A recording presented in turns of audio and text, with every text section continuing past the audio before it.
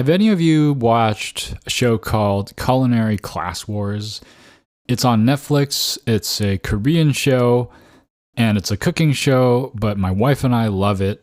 We've been through the 2 seasons that are currently out, and, I'm not one to really normally enjoy cooking shows. I don't know why. I've never really got into the whole, what do you call it? What's that? Iron Chef, right? Those kinds of shows. Maybe if I were to watch it, I would enjoy it, but I just never had gotten into them. But this show has me hooked, and I really enjoy this show, and I really want another season. But one thing that I noticed while I was watching the show was the use of the word 정석, which is the word for joseki in Korean. And they weren't sadly playing Go or anything, or talking about Go even, but they casually used that term, and my ears perked up because I knew that word was joseki in Korean. But the way they used it was just kind of like, oh, that is the textbook approach, right? That someone was commenting on somebody else cooking and said that, the way they're doing it is 정석, right? That's the joseki in the cooking world. I thought that was very interesting because, and I don't know actually whether in Japanese, joseki is used as commonly in the same way, where people who don't play Go would use that word to describe something standard or textbook. But yeah, I just thought it was interesting. I feel that we have portmanteaued like a lot of words over from Japanese, and I think that maybe there were other ways of describing the words that we use in Go that aren't the Japanese words. I know a lot of them have the English alternative, like Keima and Knight's Move. We don't say Keima, or we can say Keima or Knight's Move. And I think most Go players will find them interchangeable and use both of them, or be able to at least understand both of them. But other things like Tanuki doesn't really have a word for it. In Korean, Tanuki is the direct translation is, I believe, to take your hand out, right? And that kind of makes sense, right? Like to take your hand out of the situation and put it somewhere else. And so I feel like maybe there's some room there for English Go terms. Maybe for another episode, I could brainstorm some translations that would be more English standard and be able to say things like joseki without people scratching their heads right away. But again, although it's also very part of the Go culture, and there's something beautiful about it as well. But you're listening to Starpoint, the show about Go for Go fans away from the board.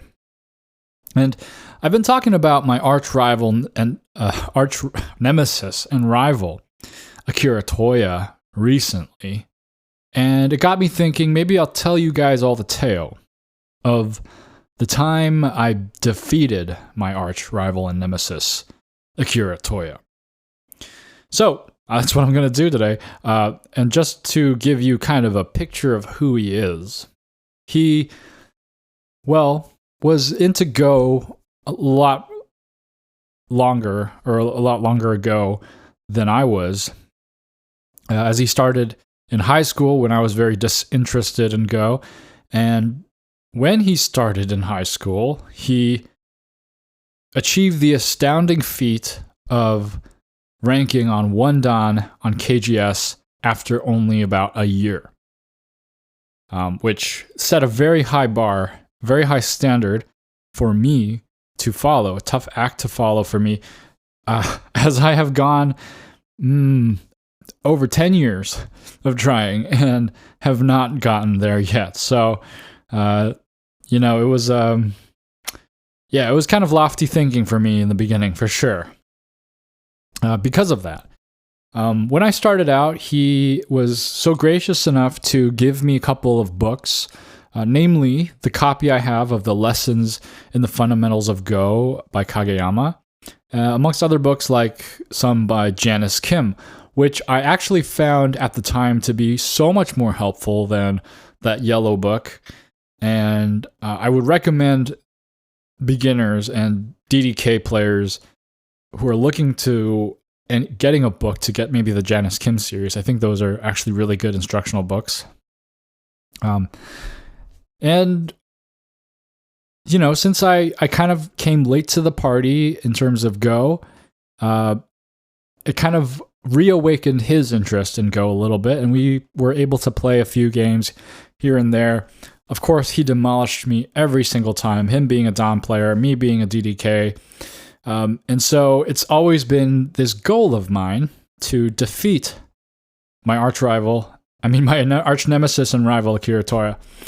And just have some very scattered memories of us playing Go together from time to time. And I think one time I actually watched him play a game against somebody. I don't know if it was KGS or OG. I think it was OGS. And I just remember his opponent creating this giant framework. And you know how when you are lower level, you kind of get really scared of frameworks and you want to invade sooner rather than later? Well, he kind of let it brew for a lot longer than my sensibilities at the time thought it was wise to, and he just plopped in a stone later on. And I asked him, like, what are you doing? And, you know, you're very bold in doing that. And he was like, oh, I'm just seeing what happens. And I think maybe that's a good approach sometimes to play the game, to just see what happens, to just try to do things without thinking so hard.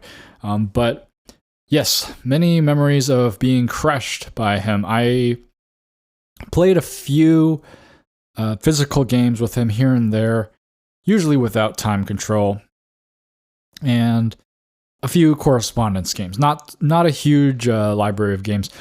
But now this is where I start the story of the time I defeated him. I was visiting, and we decided to play a blitz game because, well, we were in the company of our wives, and since we live in separate cities, we try to maximize our time. We're not really looking to spend a whole day playing Go, just the two of us, while the wives are bored and, you know, just waiting for us to finish up. So we said, okay, you know what? We have a little time here. Let's start a quick blitz game.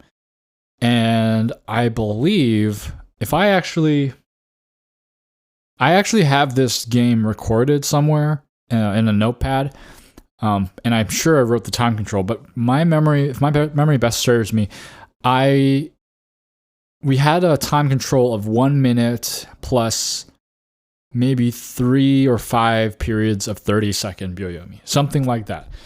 And you know, that's a pretty short time control. It's not the worst. I'm wondering if it was actually 10 seconds. I'm going to BRB and check if I have that notepad. Alrighty, I got it here. I have two SGF. I call them SGFs even though they're on paper. I have 2 game records, or like Kifu notepads, or game record notepads if you want to use the English term. And somewhere in here, I have written down the game between I and him. I'm flipping through.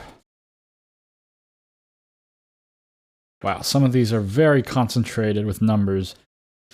A lot of times when people write down games with a lot of moves in them, they split it up into several boards so that you can kind of see the picture of the game as you go through, instead of just a huge splash of numbers. Oh, okay, I remember. It's in the other notepad. It's in the not as nice one. I even wrote the time. Approximately 11 p.m. Really? I didn't realize it was so late. This was in 2022, in August 27th. And it was 20 seconds. It was a 1 minute plus 3 periods of 20 seconds Byoyomi. So it's actually it's a faster time than I actually remember it being. And we got all the way up to move 87, it seems. Yeah, around 87. I was black. He was white, of course, because he's the better player. So just give him the white as a tradition. And It was a fun game. We used his beautiful Yunzi stones that I always make a point to take my phone camera and shine through the black ones to see that it illuminates as a green translucent color, and it's always fun to do that.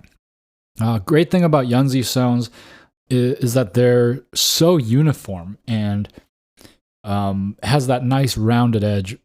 Feels great to use.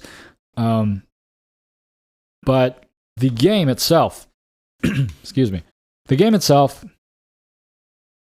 looks pretty interesting. We eventually got to the point, after we played kind of our corners, where we started fighting kind of aggressively. And things were kind of intense. And the onlookers, our wives, well, actually, I think that would have been my girlfriend at the time rather than wife. But, you know, my girlfriend and Akira Toya's wife, Mrs. Akira, were looking at us play the game, not understanding much. They know the rules, but beyond kind of basic principles, they're kind of going to not understand as much going on, and saw that we had very intense looks on our faces, concentrating on the board. And Mrs. Akira made some kind of comment about the game, speculating as to what we were doing, what we were thinking about. And Akira Toya responded, "We're fighting," which was very obvious to me as a player in the game. We were very much fighting, but Mrs. Akira said, "You're fighting?" as a surprise. And I think that's a very fun little interaction that I always remember, because it's so cool how Go players can understand so much that's happening on the board, while onlookers have no clue what the tension is, what things that are going on. And then, you know, what's amazing and beautiful about Go is that after a game, because you haven't been talking to each other with spoken words this entire time, you immediately connect with the other player, and you already have this, like, it's almost like you have been talking this entire time, and when you're reviewing, you're just continuing a conversation, except with words. And words can do something different that stones can't, and vice versa. So it's a very cool thing to have this mental connection with somebody that leads to, that is spoken in silence. And then when you break that silence, you immediately reveal that connection that you had with them throughout the entire game. So I think that was a very memorable reaction. The surprise on her face when she said, "You're fighting," not having a clue that there was tension on the board. Until Akira Toya started grunting every now and then, like a disappointment noise, if you can imagine one of those. And again, Mrs. Akira speculated as to what was going on, and the reason why he was making disappointed noises was that he was losing periods of time, wasn't hitting the clock fast enough. The clock that we were using was actually my phone. I had a timer app on it, and I had some kind of way to set up the Byoyomi on it.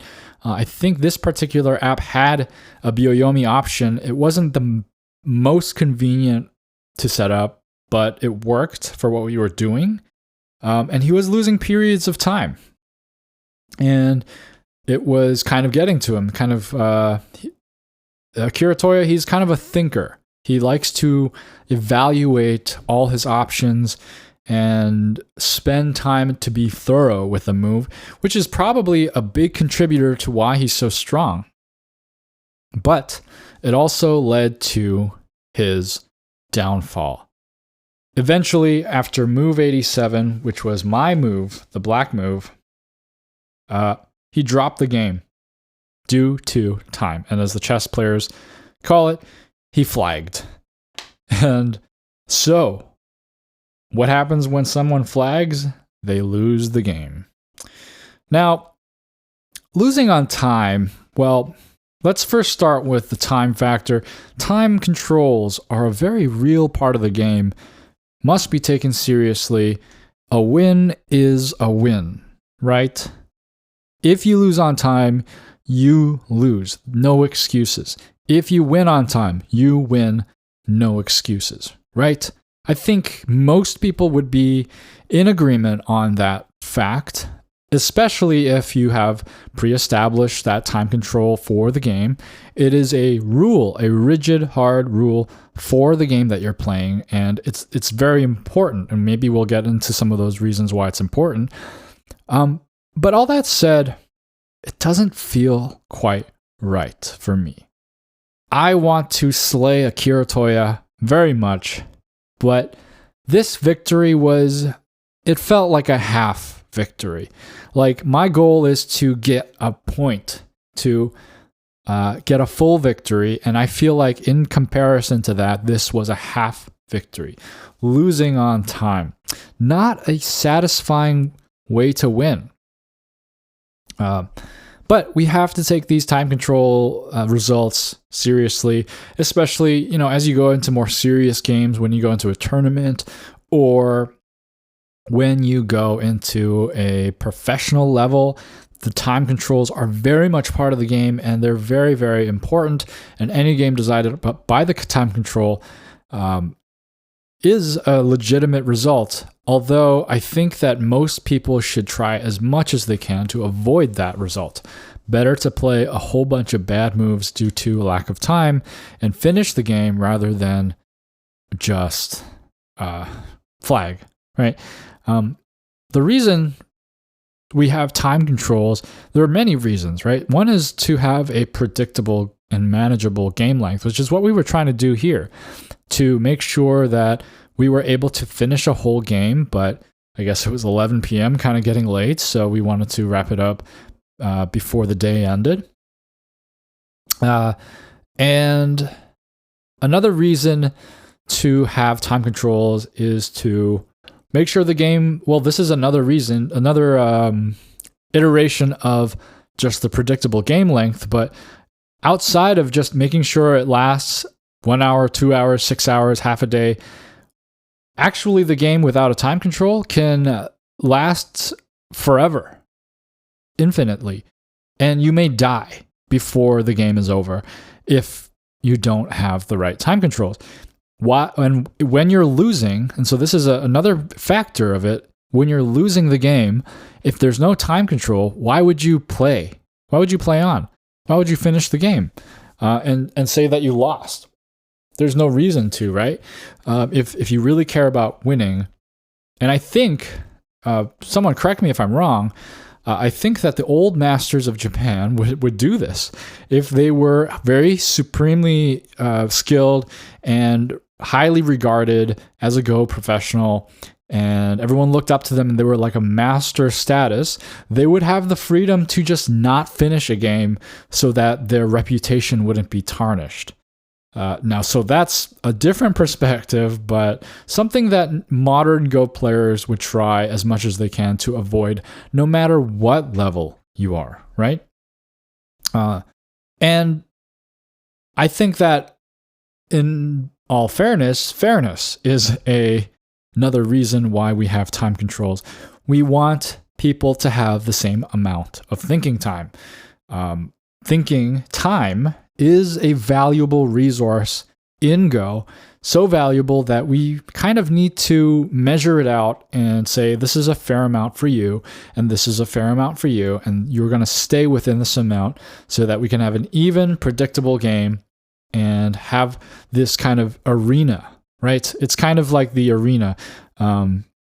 Maybe if you're watching sports, you have the hockey rink or the basketball court or the football field, and the size of those things are decided.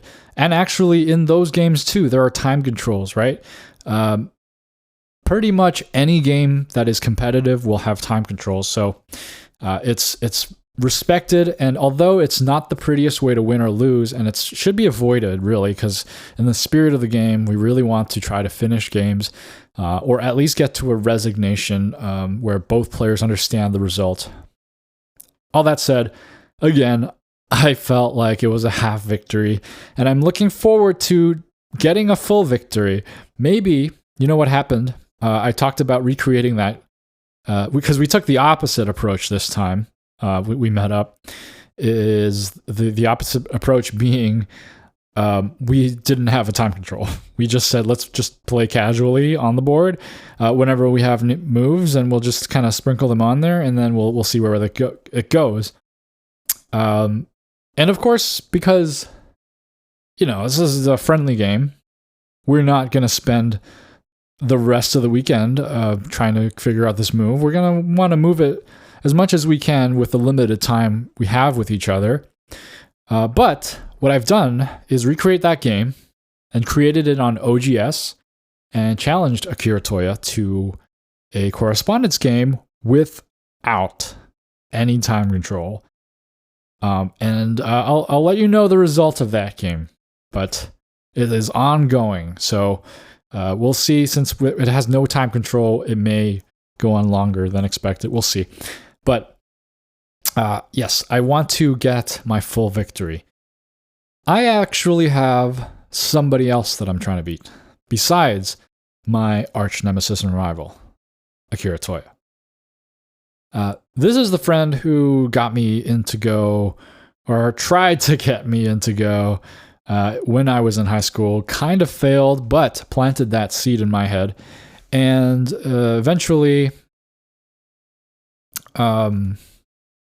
I went back to, it awakened in me, the love of Go awakened in me, and somehow I had these satellite friends here to advertise the game to me, and I'm very blessed to have friends who like Go, because it's not common. It really isn't. But to have two people in my life, actually more than that, really, if you count my dad, I have another friend who kind of has dabbled in it. It's very strange. It's funny because for me, this is something that's happened to me, but even though it's happened to me, I find it very unlikely for it to happen, considering how little people tend to know of Go.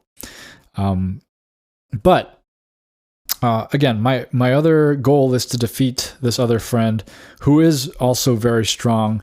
Actually, he and Akira Toya have played once in a correspondence. I forget if it was a correspondence game or a live game. I think it was a correspondence game, and he actually defeated Akira Toya. So just a little context there for that goal. But I also defeated this friend in a half victory a couple years ago. And the story of that one is that we played a game while I was waiting for my wife to do something, and it was an online live game, and it was a 13 by 13. So it wasn't a full standard 19 by 19 game. It was a 13 by 13 game because I think we just kind of wanted to make a quick little battle here. And I won because he misread a ladder. I think basically what happened was he's rusty because hasn't been playing Go and misread a ladder. Just a sloppy mistake. And that also, I keep emphasizing that a victory is a victory, but that also feels like half a victory to me. These lofty goals that I have for myself to beat these two people in my life who play Go, I want full victories eventually. But it is a good strategy for you guys if you have your own people who you're trying to beat. A lot of them will have lost interest in Go over time because when you hit a wall, when you get strong enough and you hit a wall and it becomes so much more effort to try to get to the next level, you may get a little fatigued. And so with these stronger players, what you do is you wait, you train up and you try to improve as much as you can, and you wait until they're weak and rusty, and then you strike. And then you may win because they're rusty and they misread something or lose on time or something like that. But overall, I think that having somebody in your life that you can compare yourself to, whether it's a friend or a rival or anybody that you can think of, is a very good way to motivate yourself to play and improve at Go. As it's a very different feeling than just getting the next rank on any online server. To measure your progress by those around you and the relative skill that you have with those around you is a completely different feeling, and it's a great motivator. It's a social motivator. It's definitely different, and there's higher stakes sometimes when you do that. And it's just an overall great way to generate stories about the game, and I think it adds a lot of color to your Go journey to have people like that in your life. I think that the rivalry aspect of the anime Hikaru no Go is one of the most interesting aspects of it, because, minor spoiler alert, because Hikaru starts off as a complete noob and catches the interest of this very strong player, Akira Toya, who sees the ghost inside of him and chases that and wants to get better than him and wants to challenge him all the time. Hikaru eventually just realizes that he wants to be a player in this story. He doesn't want to just be a vessel for the ghost and allow Akira to just commune through him and just be that. He wants to challenge Akira Toya.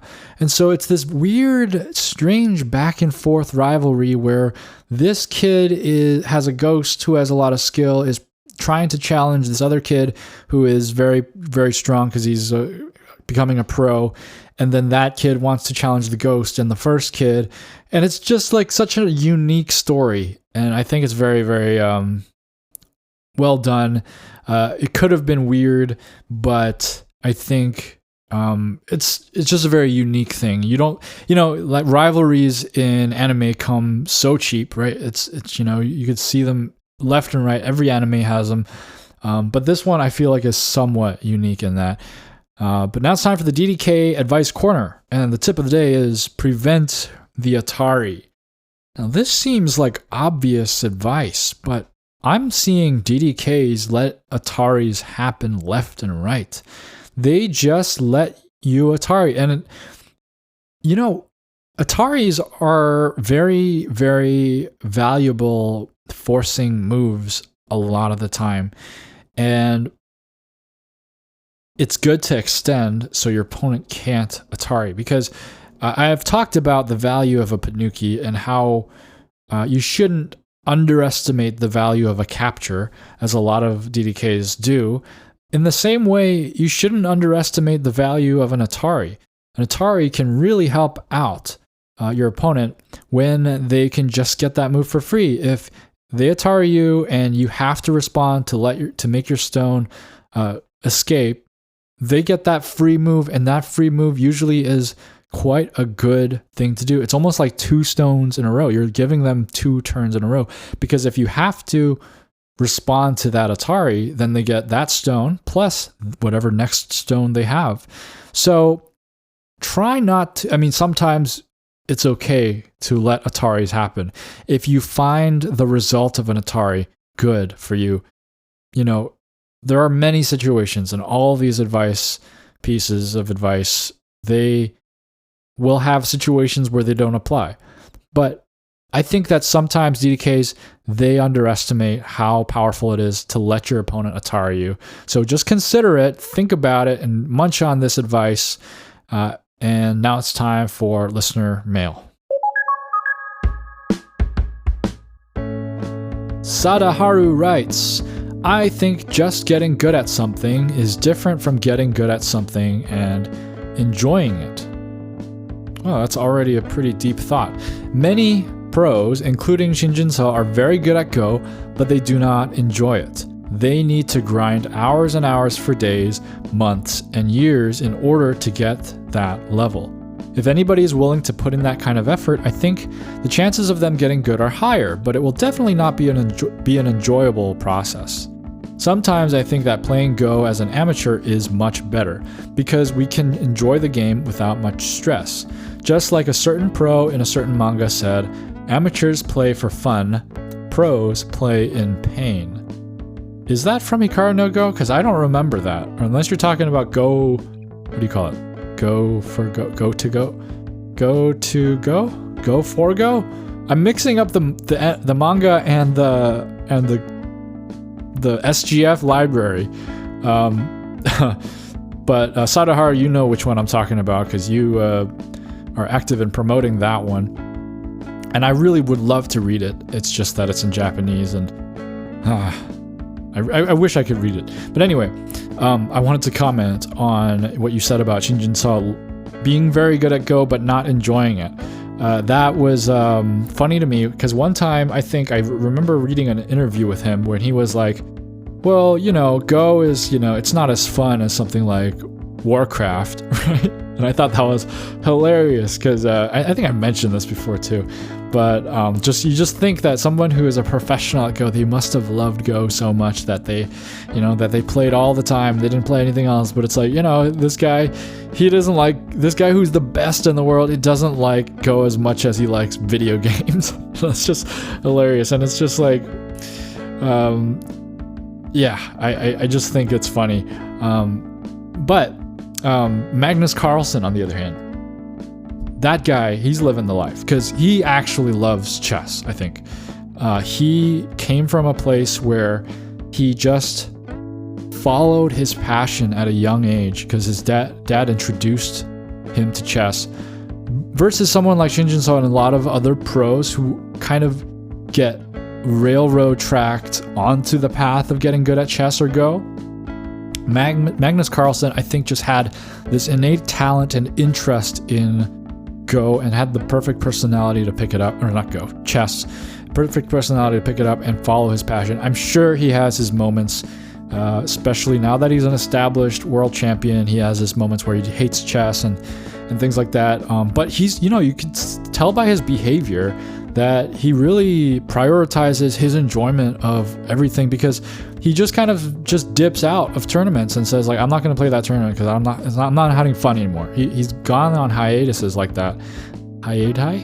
Is that how you say it? I don't know. But Shinjin Saw, I guess more of a normal student kind of personality who saw that this was a worthwhile career for him, and he's just it's just his job, basically. Everyone kind of approaches it differently. But I also really like what you said, Sadaharu, about the benefits of playing as an amateur. And I've thought about this a lot too, because I think when you enter the world of Go, you want to be strong, and you notice that the people who are strong started off very young.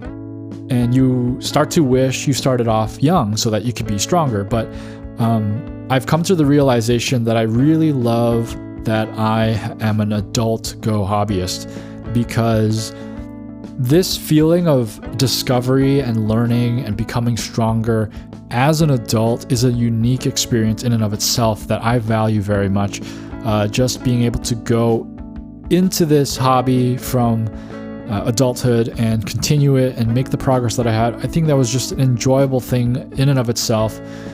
That would have been very different if I started when I was a kid. There are many things that I started as a kid that I might be better at now because I started as a kid, that it took a different form. And the feeling of being a beginner at this stage in life, I think there's something to value about it. Anyway, thanks for your listener mail, Sadaharu.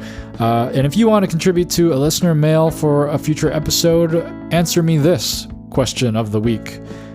Do you have a rivalry that you follow between you, yourself, and another Go player, or a friendship, or some kind of dynamic where you're comparing your skill to them? I'd love to know all your stories about that. So if you want to share your thoughts on that, or you have anything else Go related you want to ask me or share, leave a comment wherever you found this episode, or email me directly at starpointpaduk@gmail.com, starpointbaduk@gmail.com. If you're a YouTube listener, I would greatly appreciate a like and subscribe if you haven't already. If you're a podcast listener, reviews and ratings also help. A very, very special thank you to James B., Brendan S., Tristan, Jeff H., and Tyrannoton for supporting Starpoint. Thank you so much, you guys.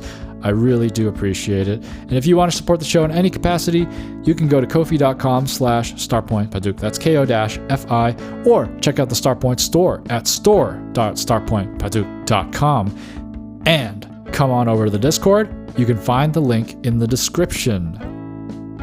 Now, I remember sometimes I'd be playing on Fox, and it would be like a really intense game with some kind of big fight going on, and I would be carefully reading my move to make sure it works, and I would be so focused, and as soon as I clicked, it would be like, where are they? And then I'd just lose all my stones to a Self-Atari or something. Anyway, thanks for listening. Keep playing Go.